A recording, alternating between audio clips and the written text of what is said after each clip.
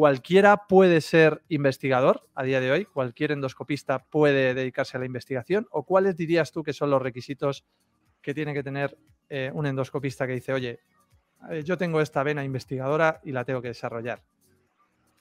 Yo creo que sí, que cualquiera, en realidad en el fondo cualquiera puede ser lo que quiera casi, y desde luego cualquiera puede ser investigador.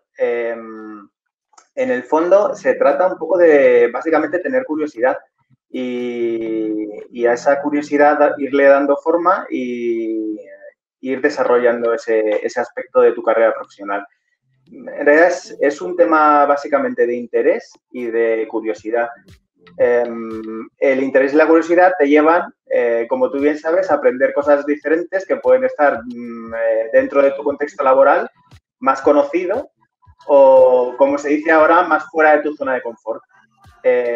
Con lo cual, bueno, la investigación no deja de ser una pata más de esas que el médico, no solo endoscopista, se supone que debe tener, ¿no? La investigación, la docencia y la parte asistencial. O sea que en realidad debe ser casi intrínseco a la profesión, pero es verdad que hay gente que lo desarrolla más o menos. Pero con que seas curioso y tengas algo de interés por hacerte preguntas, puedes hacer una investigación más o menos a tu nivel, sí.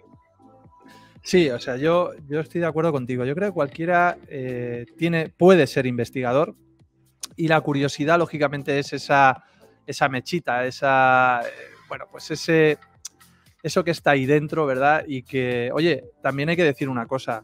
No por no ser investigador se es peor médico, peor profesional, ni muchísimo menos, ni muchísimo menos. Hay médicos que tienen vocación asistencial y esa vocación asistencial es, no nos olvidemos, la principal vocación de un médico, ¿no? Pero es cierto que a quien le nace de dentro el querer aportar conocimiento, es decir, no solo estudiar, no solo recibir el conocimiento, sino contribuir con ese granito de arena a aportar bueno, pues, por pequeño que sea, aportar ese relleno al vacío que puede existir de conocimiento, eso es una vocación, igual que es la vocación de médico asistencial, la vocación de médico investigador.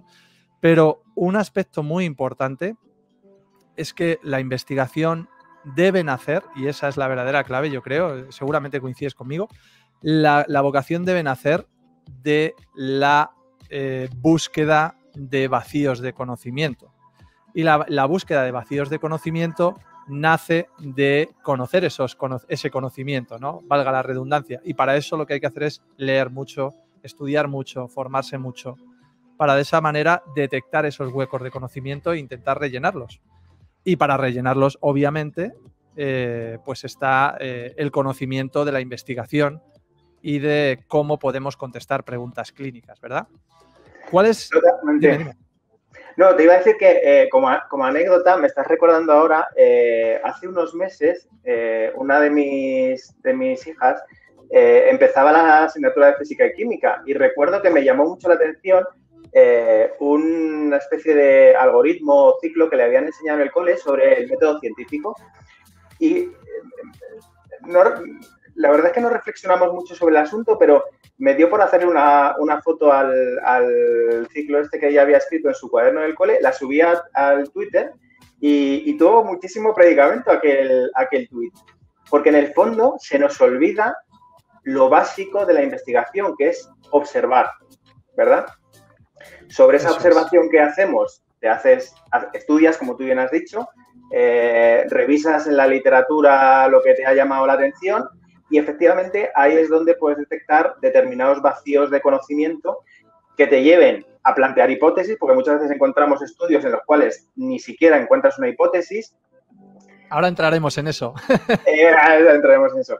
Sobre esa hipótesis, tú haces el experimento que tengas que hacer, recoges los datos de los pacientes o haces tu investigación básica que tengas que hacer y llegas a unas conclusiones que habitualmente no te dan la respuesta a todas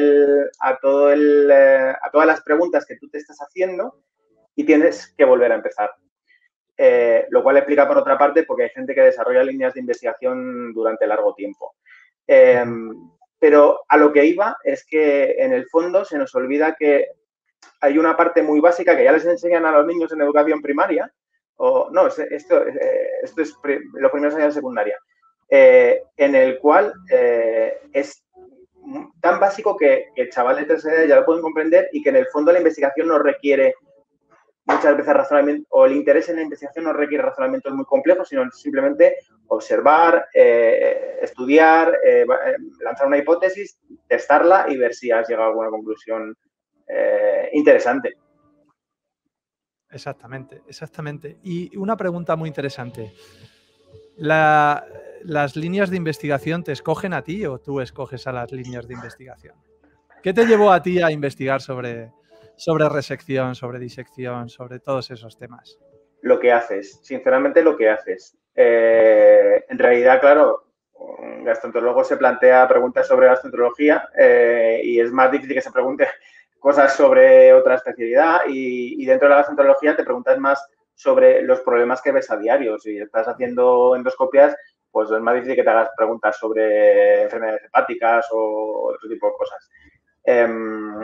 Con lo cual, y la pregunta, pues no sé, a veces es pura casualidad, que de repente algo te llama la atención cuando de nuevo lo has, como decíamos hace un momento, lo has observado y tiras por ahí.